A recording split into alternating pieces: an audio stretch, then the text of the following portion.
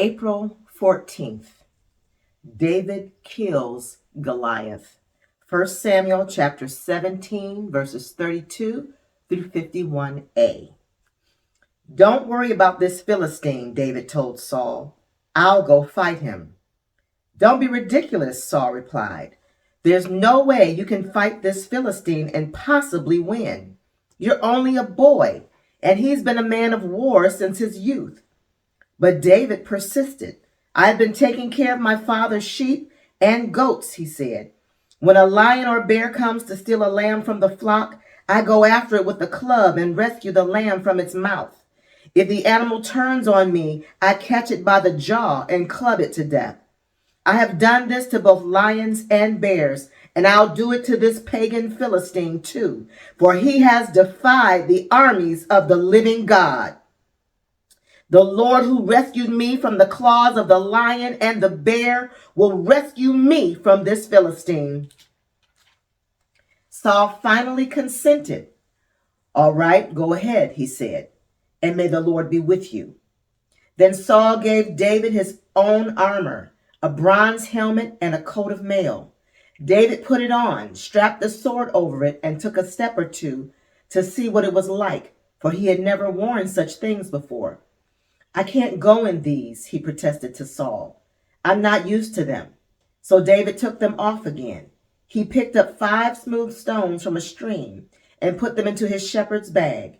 Then, armed only with his shepherd's staff and a sling, he started across the valley to fight the Philistine. Goliath walked out toward David with his shield bearer ahead of him, sneering in contempt at this ruddy-faced boy. Am I a dog, he roared at David, that you come at me with a stick? And he cursed David by the names of his gods. Come over here, and I'll give your flesh to the birds and wild animals, Goliath yelled. David replied to the Philistine, you come to me with sword, spear, and javelin, but I come to you in the name of the Lord of heaven's armies, the God of the armies of Israel, whom you have defied. Today the Lord will conquer you, and I will kill you and cut off your head. And then I will give the dead bodies of your men to the birds and wild animals, and the whole world will know that there is a God in Israel. And everyone assembled here will know that the Lord rescues his people, but not with sword and spear. This is the Lord's battle, and he will give you to us. As Goliath moved closer to attack, David quickly ran out to meet him. Reaching into his shepherd's bag and taking out a stone, he hurled it with his sling and hit the Philistine in the forehead. The stone sank in, and Goliath stumbled and fell down face on the ground. So David triumphed over the Philistine with only a sling and a stone, for he had no sword. Then David ran over and pulled Goliath's sword from his sheath. David used it to kill him and cut off his head. Israel routs the Philistines. 1 Samuel chapter 17, verse 51b through 58. When the Philistines saw that the champion was dead, they turned and ran. Then the men of Israel and Judah gave a great shout of triumph and rushed after the Philistines, chasing them as far as Gath and the gates of Ekron. The bodies of the dead and wounded Philistines were strewn all along the road from Shaaraim as far as Gath and Ekron. Then the Israelite army returned and plundered the deserted Philistine camp. David took the Philistine's head to Jerusalem, but he stored the man's armor in his own tent. As Saul watched David go out to fight the Philistine, he asked Abner, the commander of his army, Abner, whose son is this young man? I really don't know, Abner declared. Well, find out who he is, the king told him. As soon as David returned from killing Goliath, Abner brought him to Saul with the Philistine's head still in his hand. Tell me about your father, young man, Saul said. And David replied, his name is Jesse, and we live in Bethlehem. Saul becomes jealous of David. 1 Samuel chapter 18, verses 1 through 16. After David had finished talking with Saul, he met Jonathan, the king's son. There was an immediate bond between them, for Jonathan loved David.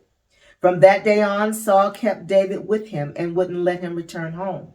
And Jonathan made a solemn pact with David because he loved him as he loved himself. Jonathan sealed the pact by taking off his robe and giving it to David, together with his tunic, sword, bow, and belt. Whatever Saul asked David to do, David did it successfully. So Saul made him a commander over the men of war, an appointment that was welcomed by the people and Saul's officers alike. When the victorious Israelite army was returning home after David had killed the Philistine, women from all the towns of Israel came out to meet King Saul.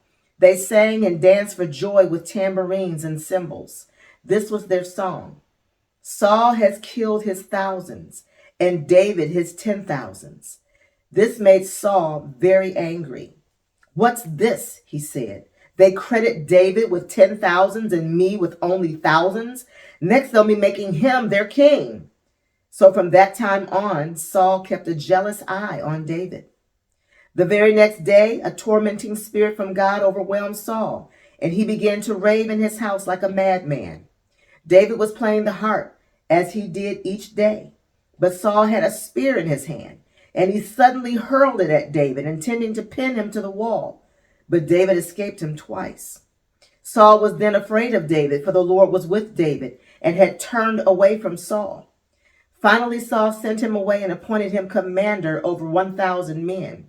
And David faithfully led his troops into battle. David continued to succeed in everything he did, for the Lord was with him. When Saul recognized this, he became even more afraid of him. But all Israel and Judah loved David because he was so successful at leading his troops into battle. David marries Saul's daughter. 1 Samuel chapter 18, verses 17 through 30. One day Saul said to David, "I'm ready to give you my older daughter Merab as your wife. But first you must prove yourself to be a real warrior by fighting the Lord's battles." For Saul thought, "I'll send him out against the Philistines and let them kill him rather than doing it myself." "Who am I? And what is my family in Israel that I should be the king's son-in-law?" David exclaimed. "My father's family is nothing."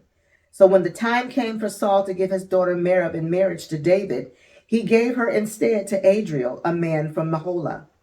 In the meantime, Saul's daughter Michal had fallen in love with David, and Saul was delighted when he heard about it. "Here's another chance to see him killed by the Philistines," Saul said to himself. But to David he said, "Today you have a second chance to become my son-in-law." Then Saul told his men to say to David, "The king really likes you, and so do we. Why don't you accept the king's offer and become his son-in-law?" When Saul's men said these things to David, he replied, "How can a poor man with a humble family afford the bride price for the daughter of a king?" When Saul's men reported this back to the king, he told them, "Tell David that all I want for the bride price is 100 Philistine foreskins. Vengeance on my enemies is all I really want." But what Saul had in mind was that David would be killed in the fight. David was delighted to accept the offer. Before the time limit expired, he and his men went out and killed 200 Philistines.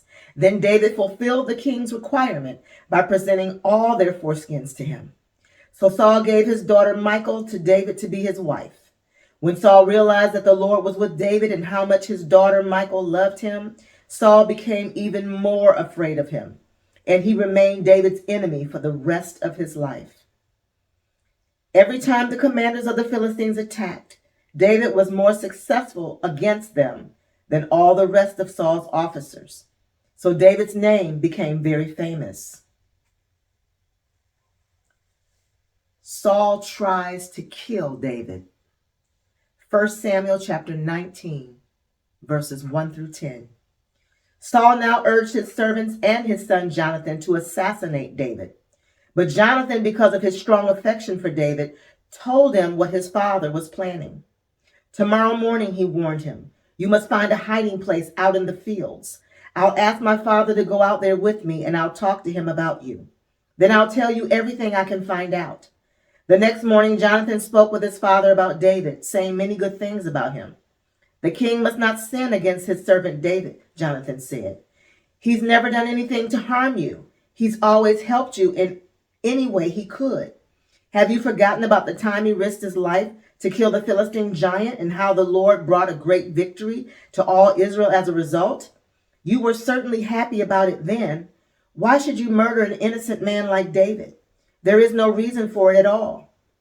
So Saul listened to Jonathan and vowed, as surely as the Lord lives, David will not be killed. Afterward, Jonathan called David and told him what had happened. Then he brought David to Saul, and David served in the court as before. War broke out again after that, and David led his troops against the Philistines. He attacked them with such fury that they all ran away. But one day when Saul was sitting at home with spear in hand, the tormenting spirit from the Lord suddenly came upon him again. As David played his harp, Saul hurled his spear at David. But David dodged out of the way, and leaving the spear stuck in the wall, he fled and escaped into the night. Michal saves David's life. 1 Samuel chapter 19, verses 11 through 17. Then Saul sent troops to watch David's house. They were told to kill David when he came out the next morning. But Michal, David's wife, warned him, "If you don't escape tonight, you will be dead by morning." So she helped him climb out through a window, and he fled and escaped. Then she took an idol and put it in his bed, covered it with blankets, and put a cushion of goat's hair at its head. When the troops came to arrest David, she told them he was sick and couldn't get out of bed. But Saul sent his troops back to get David. He ordered, "Bring him to me in his bed so I can kill him." But when they came to carry David out, they discovered that it was only an idol in the bed with a cushion of goat's hair at its head. "Why have you betrayed me like this and let my enemy escape?" Saul demanded of Michal. "I had to," Michal replied. "He threatened to kill me if I didn't help him." Psalm 59.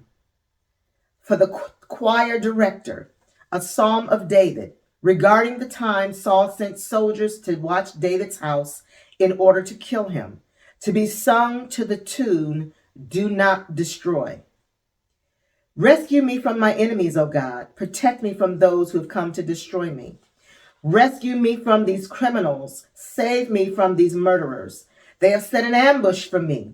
Fierce enemies are out there waiting, Lord, though I have not sinned or offended them. I have done nothing wrong. Yet they prepare to attack me. Wake up, see what is happening, and help me. O Lord God of heaven's armies, the God of Israel, wake up and punish those hostile nations. Show no mercy to their wicked traitors. They come out at night snarling like vicious dogs as they prowl the streets. Listen to the filth that comes from their mouths. Their words cut like swords. After all, who can hear us? They sneer. But Lord, you laugh at them. You scoff at the hostile nations. You are my strength. I wait for you to rescue me. For you, O God, are my fortress. In his unfailing love, my God will stand with me. He will let me look down in triumph on all my enemies.